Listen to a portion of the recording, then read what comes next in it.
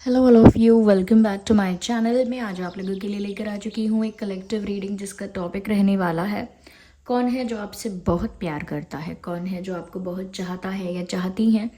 ये reading general है, collective है। हो सकता है कि आपकी सिचुएशन के साथ एक्यूरेटली रेजोनेट करे, हो सकता है कि सिर्फ कुछ परसेंट रेजोनेट करे। तो आपको ओपन माइंडेड होकर ये रीडिंग सुननी है, देखनी है। ये रीडिंग सभी ज़ोडिएक साइंस के लिए है, हर उम्र के व्यक्ति के लिए है, टाइमलेस है। आप जब भी इस वीडियो तक पहुंचेंगे यह तभी आपके साथ रेजोनेट करेगा, फिर चाहे आप इस वीडियो तक कितने भी समय बाद क्यों ना पहुंचे हों।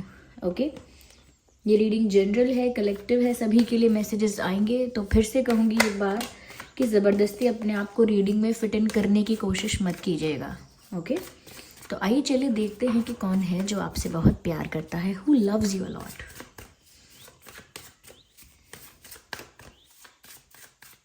साथ ही साथ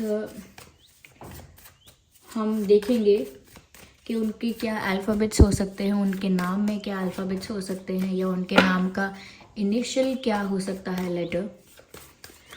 तो कौन है जो आपसे, काफ़ी शफल कर लिया है हमने, कौन है जो आपसे बहुत प्यार करता है।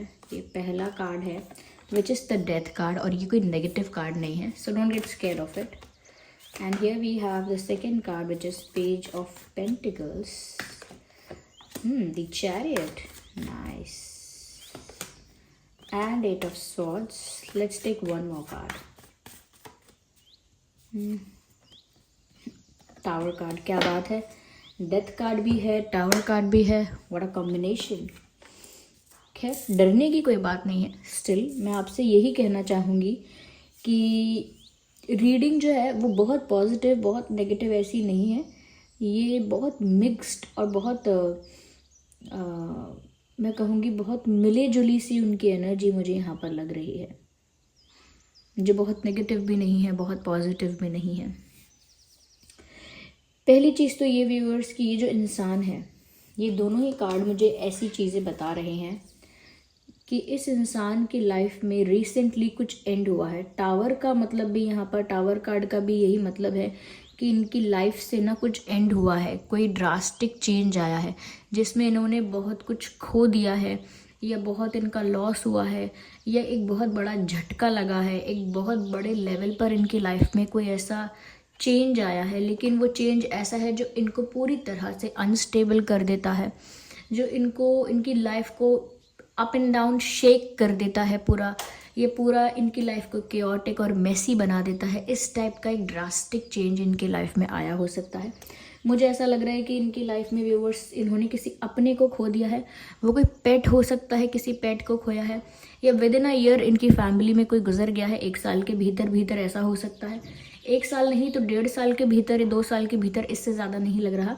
लेकिन हाँ, रिसेंटली ऐसा हुआ है जैसे इन्होंने किसी अपने को खोया है, या ऐसा हो सकता है कि इनकी लाइफ में कोई ऐसा बड़ा बदलाव आया है कि जैसे इन्होंने यहाँ से वहाँ कहीं शिफ्ट किया है, कोई जगह इन्होंने चेंज की, और बहुत खुशी से नहीं की, दुख दुख के साथ, आंसुओं के साथ वो जगह इनको छोड़नी पड़ी है। जैसे कभी कभी हमें किसी और सिटी में शिफ्ट होना पड़े, चाहे किसी काम के लिए ही होना पड़े, लेकिन हम अपना घर नहीं छोड़ना चाहते हैं, हम अपना पुराना शहर नहीं छोड़ना चाहते हैं, तो हमारी आंखें नम होती हैं। तो जैसे कई बार बच्चे घर से हॉस्टल नहीं जाना चाहते हैं, या कभी कभी ऐसा होता है कि किसी जगह नहीं रहना चाहते हैं लेकिन रहना पड़ता है। तो मुझे ऐसा लगता है ये शिफ्ट भी हो सकता है, अपना शिफ्ट करना, या ऐसा भी हो सकता है यहाँ पर कि कोई फाइनेंशियल लॉस हुआ हो, बहुत बड़ा इन्वेस्टमेंट डूब गया है, या कोई स्कैम हुआ इनके साथ, या कहीं बहुत सारे पैसे किसी को दिए थे आए नहीं लौट के, तो फाइनेंशियल लॉस हो सकता है, बिजनेस में कोई लॉस हो सकता है, या खुद का बिजनेस नहीं है तो फैमिली में अगर कोई बिजनेस था तो उसमें कोई लॉस हुआ हो सकता है, या प्रॉपर्टी जो होती है उसका कुछ डिवाइड हुआ है, प्रॉपर्टी इनकी कम हो गई है, पहले से एसेट्स इनके कम हो गए हैं। तो इस टाइप की चीज़ें, या हो सकता है इनकी कोई गर्लफ्रेंड थी, कोई बॉयफ्रेंड था, कोई रिश्ता था इनका, वो रिश्ता एंड हो गया और एक सैड नोट पे एंड हुआ है, तो कोई इनका रिलेशनशिप एंड हुआ है, ऐसा भी हो सकता है। यहाँ पर ऐसा भी हो सकता है कि अगर इनकी अनहैप्पी मैरिज थी, अगर अनहैप्पी मैरिज थी, या अनस्टेबल कुछ मैरिज थी तो हो सकता है डाइवोर्स भी हुआ हो, ऐसा हो सकता है। ये डाइवोर्स नहीं हुआ है तो अपने ही पार्टनर के साथ कोई कॉन्फ्लिक्ट इनकी लाइफ में आया हो, इस तरह की चीज़ें हुई हो सकती हैं इस इंसान के साथ। तो रिसेंटली एक ड्रास्टिक चेंज आया है जिसकी वजह से ये अंदर से पूरी तरह से हिल चुके हैं, इमोशनली अनस्टेबल हो गए हैं, मेंटली इनकी जो पीस है, इनकी जो मन की शांति है वो डिस्टर्ब हो चुकी है, मेंटल पीस डिस्टर्ब्ड है। और ऐसा लगता है कि ये इंसान बहुत ज़्यादा सैड है और एंग्शियस भी है, घबराहट बहुत है इनको घबराहट होती है, ऐसा लगता है। तो इस इंसान की लाइफ में रिसेंटली जैसे मुसीबतों का पहाड़ टूट पड़ा है, और वो कोई एक मुसीबत भी हो सकती है, एक से ज़्यादा भी हो सकती है। ये वो इंसान है जो आपसे बहुत प्यार करता है। ये सारी बातें मैंने क्यों बताई, ताकि आपको पहचानने में आसानी हो कि वो कौन व्यक्ति हो सकता है या हो सकती हैं। ओके, अगर ये अपने ग्रैंड मदर या ग्रैंड फादर या अपने भाई बहन या किसी ऐसे इंसान से बहुत क्लोज थे जो गुजर गया है तो भी इनको बहुत धक्का लगा है, तो ये हो सकता है। मुझे लगता है कि इनकी लाइफ में एक फेज़, एक साइकिल, एक चैप्टर क्लोज हुआ है रिसेंटली। देखिए, पिछले 4 साल के भीतर तो मैं जनरली कहूँगी कि 3 से 4 साल के भीतर इनकी लाइफ में बहुत कुछ ऐसा हुआ जिससे इनकी लाइफ ड्रास्टिकली चेंज हुई, जिससे इनकी लाइफ में ट्रांसफॉर्मेशन आया है। लेकिन फिर भी 1-2 साल कह के चल रही हूँ क्योंकि बहुत रीसेंट भी है कई लोगों के लिए, ये बहुत अभी हुआ है ऐसा लगता है यहाँ पे। तो ऐसा लगता है कोई चैप्टर क्लोज हुआ है, यानी कुछ तो इनकी लाइफ में एक चीज़ है जो एंड हुई। कोई फेज़ ऐसा था जो डार्क फेज़ था, कार्मिक फेज़ था, और वो कार्मिक फेज़, डार्क फेज़ अब एंड हो गया है। और एक न्यू बिगिनिंग के लिए, एक न्यू फेज़ के लिए, एक न्यू चैप्टर के लिए ये इंसान अपनी लाइफ में अब प्रिपेयर हो रहा है या हो रही हैं या ऑलमोस्ट हो गए हैं, इस टाइप से। तो इनकी लाइफ में कुछ एंड हुआ है ज़रूर, और ये न्यू बिगिनिंग के लिए, न्यू चैप्टर के लिए, न्यू फेज़ के लिए प्रिपेयर हो रहे हैं। They are ready to move forward. वो लाइफ में आगे बढ़ने के लिए तैयार हैं। वो लाइफ में लेट गो करके पास्ट को आगे बढ़ने के लिए रेडी हैं मेंटली, ऐसा लगता है। तो एक नई शुरुआत इनकी लाइफ में हो चुकी है या होने जा रही है, ये बातें हो सकती हैं। ठीक है, तो एक कार्मिक साइकिल, एक डार्क फेज, एक टफ टाइम अभी ख़त्म हो के चुका है, ऐसा लगता है। मुझे ऐसा लगता है व्यूअर्स कि चाहे वो उस समय से बाहर निकल आए हों, लेकिन वो चीज़ें इनके दिमाग से अभी पूरी तरह से रिलीज़ नहीं हुई हैं। They are still stuck in that past, they are still stuck in that illusion, they are still stuck in that problem, which means कि चाहे ये उस समय को पार करके आगे आ गए हैं। Okay, just a second. चाहे ये उस समय को पार करके लाइफ में आगे बढ़ आए हैं, वो साल, वो समय, वो महीने बीत चुके हैं, लेकिन ये चाहे बाहर आ गए, लेकिन इनका मन, इनका दिमाग उन चीज़ों से बाहर नहीं आया है। जैसे कहते हैं ना कि आप उस प्रॉब्लमैटिक टाइम को क्रॉस करके आगे आ चुके हैं, लेकिन वो जो एक्सपीरियंस था वो अभी भी फ्रेश है आपके मन में। जैसे कभी कभी किसी का एक्सीडेंट होता है और बहुत महीने बीत जाते हैं, लेकिन लोग कहते हैं कि आज भी ये चीज़ मुझे उतनी ही फ्रेश याद है जैसे कल हुआ हो। तो इनके दिमाग में वो सब जो हुआ था वो पूरी तरह से रिलीज़ अभी नहीं हुआ है। अच्छी बात यह है, they want to release it. अच्छी बात यह है कि ये इंसान ऐसे पेन को रिलीज़ करना चाहते हैं या चाहती हैं, ये ऐसी मेमोरी को कैरी फॉरवर्ड नहीं करना चाहते कि आगे बढ़ें तो लाइफ में वो स्ट्रेस, वो पेन लेके आगे बढ़ें। लेकिन ऐसा लगता है कि ये जो पर्सन है ये अभी भी स्टक है उसी इल्यूजन में कि इनकी लाइफ में सब बिगड़ रहा है, सब खराब हो रहा है, इनकी लाइफ अनस्टेबल हो चुकी है, इनकी लाइफ आउट ऑफ ट्रैक चली गई है, ट्रैक से हट गई है। और अभी भी ये अपनी लाइफ में ना सिर्फ सोचते हैं कि मुझे आगे बढ़ना चाहिए, मुझे लाइफ में आगे बढ़ने के लिए तैयार रहना चाहिए, लेकिन इमोशनली अपने आप को उस चीज़ के लिए ट्रांसफॉर्म नहीं कर पाते हैं और इनका मन कहीं ना कहीं पास्ट में अटका रहता है। यहाँ जहाँ तक रही व्यूवर्स आपकी कि ये इंसान इतना प्रॉब्लम में है या इतना परेशान है तो आपसे कैसे प्यार कर रहा है, ये व्यूवर्स आपके साथ इनका बहुत अटैचमेंट है। कहीं ना कहीं ऐसा लगता है कि इनकी लाइफ में the only happiness and the playfulness is there because of you. इनकी लाइफ में जो भी खुशी है या जो भी मासूमियत है या जो भी एक आनंद है, ऐसा कह सकते हैं, it is all because of you, क्योंकि उनका आपके साथ अटैचमेंट है, एक तरह का इमोशनल डिपेंडेंस है। आपके ज़रिए वो खुश हो पाती हैं, होते हैं, और आपको एक source of happiness, source of energy, source of motivation, source of satisfaction मानते हैं या मानती हैं। कहीं ना कहीं ऐसा लगता है कि वो स्टक हैं, इसीलिए लाइफ में ये जानने के बाद भी कि मुझे आगे बढ़ना चाहिए, मूव ऑन करना चाहिए, पास्ट के पेन को लेट गो करना चाहिए, ये जानने के बाद भी जब इजीली ये इंसान वो सब चीज़ें रिलीज़ नहीं कर पा रहा है और स्टक हो गया है, तो उस स्टक सिचुएशन में उनको आप में एक उम्मीद की किरण दिखती है, उन्हें आप में वो प्यार दिखता है, उन्हें आप में वो ब्राइट फ्यूचर दिखता है, जिसकी वजह से वो पास्ट को लेट गो करके फ्यूचर की तरफ बढ़ने के बारे में सोचते हैं, जिसकी वजह से वो पास्ट को कहीं ना कहीं साइडलाइन करके वो अपने आने वाले कल के लिए पॉजिटिवली, ऑप्टिमिस्टिक पर्सपेक्टिव से, ऑप्टिमिस्टिक वे से वो आपके लिए सोचते हैं। Okay, with a very positive attitude वो चाहते हैं कि उन्हें आगे बढ़ना चाहिए, अपनी खुद की ज़िंदगी आगे बनानी चाहिए। क्यों? क्योंकि उनका आपसे वो अटैचमेंट है, क्योंकि उन्हें ये सब पॉसिबल लगता है, क्योंकि आप हो, आपके साथ वो अपना फ्यूचर ब्राइट कर लेंगे, आपके साथ वो आगे संतुष्ट हो सकेंगे, आगे खुशियाँ आपके साथ उनको मिलेंगी। तो ये उनकी एक होप है, उनकी एक उम्मीद है और उनका ये फेथ है, जिस वजह से ये इंसान स्टक रहना नहीं चाहते। ओके, कई लोग हैं जो स्टक होते हैं लेकिन उनको वहाँ से बाहर ही नहीं निकलना, वो उसी प्रॉब्लम में फंसे रहना चाहते हैं। लेकिन इनका ये बेटर है कि ये अपने आप को वहाँ स्टक ना रख के आगे बढ़ना तो चाहते हैं, बट वो एक डिफरेंट बात है कि वो जो ट्रॉमा रहा है या जो सफरिंग रही है वो इतनी ज़्यादा थी, इतनी इंटेंस थी कि उसको इजीली रिलीज़ नहीं कर पा रहे हैं। हाँ, आपके प्यार के सहारे से या एक हैप्पीनेस की उम्मीद से, ब्राइट फ्यूचर के स्कोप से, और अपनी लाइफ को, अपनी लव लाइफ को खुशी से, प्यार से, संतुष्ट होकर जीने की आस से वो पुरानी चीज़ों को इजीली लेट गो कर रहे हैं या करने की कोशिश कर रहे हैं या कर पा रहे हैं आपकी वजह से। कहीं ना कहीं ये इंसान एक बच्चे जैसे हो जाते हैं जब भी आपके पास होते हैं या आपसे बात करते हैं, तो एकदम बच्चे की तरह खिलखिलाएंगे, बच्चों की तरह एंजॉय करेंगे, बिल्कुल इनकी मासूमियत दिखने लगती है, इनका इनर चाइल्ड बाहर आ जाता है, और इनका जो ट्रॉमा है, जो स्ट्रेस है, जो सफरिंग थी, वो थोड़ी देर के लिए कहाँ चली जाती है इन्हें खुद भी नहीं पता। तो आप कोई हीलर चाहे नहीं भी हैं, लेकिन अननोइंगली आप इस पर्सन को हील करते हैं।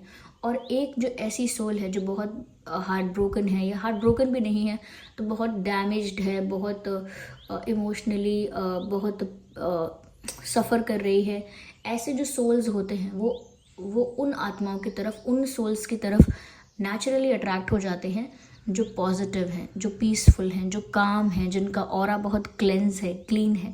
तो ऐसे लोगों की तरफ वो अपने आप अट्रैक्ट हो जाते हैं जो ऐसे डिप्रेस्ड होते हैं या सफ़र कर रहे होते हैं।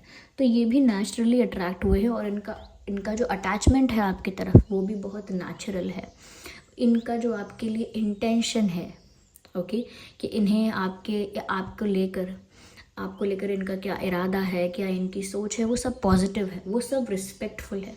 ये इंसान आपकी रिस्पेक्ट भी बहुत करते हैं, और ऐसा लगता है कि जब भी इन्हें एंग्जाइटी होती है, स्ट्रेस होता है, या ये कह लीजिए कि स्ट्रेस नहीं भी होता है, लेकिन इनका ऐसा मन करता है कि ये भाग के दौड़ के आपके पास आ जाएं, चाहे वो कितना भी, कोई भी टाइम क्यों ना हो, चाहे वो बीच रात का समय क्यों ना हो, या सुबह 4-5 बजे का समय क्यों ना हो। उनको ऐसा लगता है कि मैं क्यों समय की मर्यादा देखूं, मुझे बस इनके पास जाना है। तो ये इंसान, व्यूअर्स, ऐसा लगता है कि जैसे आपकी तरफ बढ़ना चाहते हैं। चैरियट का card, they want to move towards you. ऐसा लगता है कि अब तक इन्होंने अप्रोच किया हो सकता है, लेकिन ऐसा कोई सीरियस स्टेप नहीं लिया है, ऐसा कोई मेजर स्टेप नहीं लिया है, या ऐसा कोई ऑफ़र नहीं रखा है जिसकी वजह से आपको इनका इंटेंशन या इनकी अप्रोच आपको बहुत सीरियस लगे या बहुत रिलायबल लगे। ओके, ऐसा इन्होंने कुछ खास अभी किया नहीं है, इसीलिए भी लग रहा है कि ये इंसान सारे बैरियर्स को, सारे डिफरेंसेस को साइडलाइन करके आपकी तरफ बढ़ना चाह रहे हैं, क्योंकि इन्हें आपके साथ ही अब खुशी दिख रही है, बाकी तो इनको इनकी लाइफ उजड़ा चमन लगती है। I am sorry to say that, ऐसी तो कहावत है ऐसी तो कहावत है, ये किसी के लिए पर्सनल बात नहीं है, ठीक है। तो ऐसी तो कहावत है कि ये जो इंसान है ये ऐसा सोचते हैं कि आपके बिना जीवन जैसे बैरन लैंड है। ओके, ज्योग्राफी वाले समझ गए, बैरन लैंड उनको ऐसा लगता है।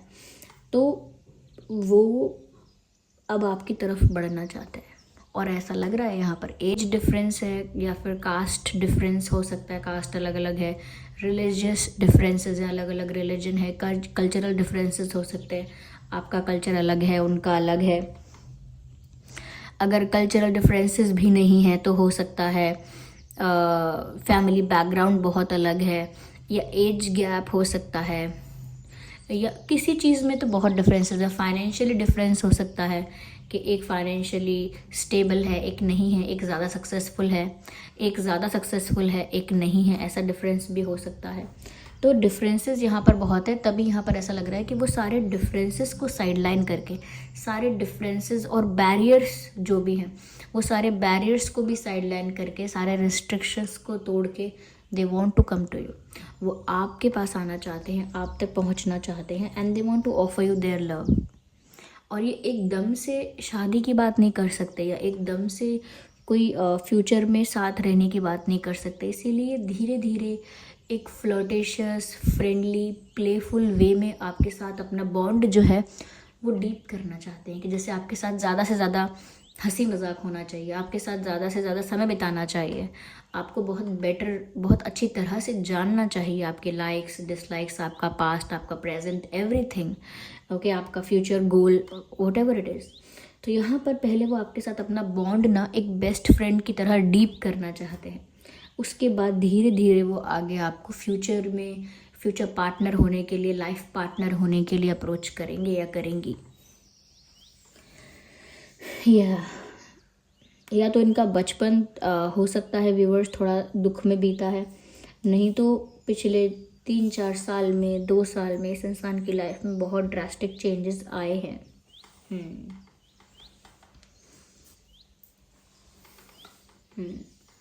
ये जो इंसान है ना व्यूअर्स, इनको ट्रस्ट इशू भी बहुत है।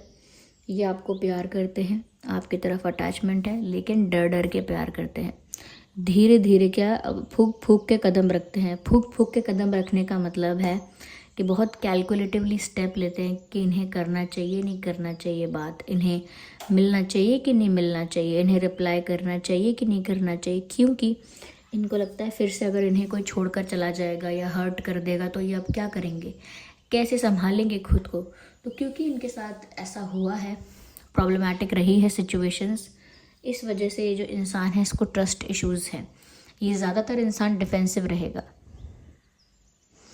अगर आप इनको बोलोगे ना कि मुझे आपसे कोई ज़रूरी बात करनी है, आप मुझे मिलना, तो ये इंसान अपने दिमाग में अपने आप कहानी बना लेगा या बना लेंगी कि ये मुझसे ब्रेकअप करने वाले हैं, मुझको रिजेक्ट करने के लिए मुझे मिलने वाले हैं, मुझसे मिलके कहेंगे कि हम रिलेशनशिप आगे कंटिन्यू नहीं कर सकते, या मैं आपको लाइक नहीं करता, या मैं किसी और को लाइक करता हूँ। तो ये ऐसी बातें अपने आप अज्यूम कर लेते हैं कि आप इनसे कोई ऐसी बात बोलने वाले हैं जिससे ब्रेकअप होने वाला है, या गैप आने वाला है, या इनको हर्ट होने वाला है।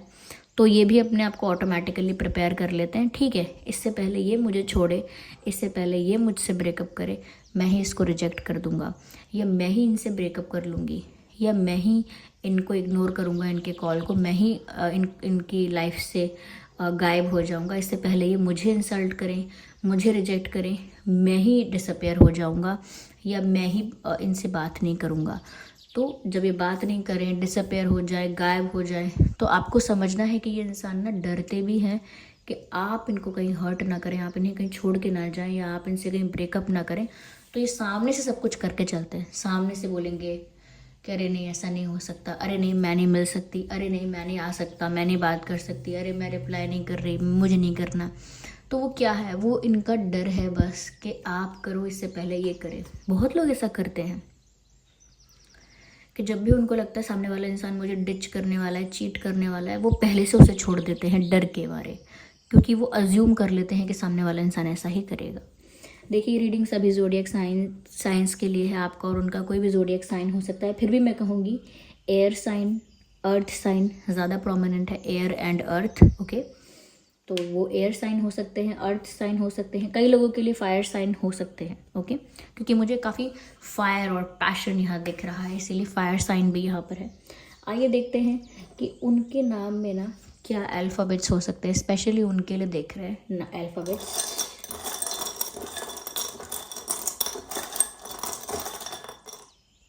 तो ये कुछ अल्फ़ाबेट्स है जिसमें है D, Z, L, B, N, P,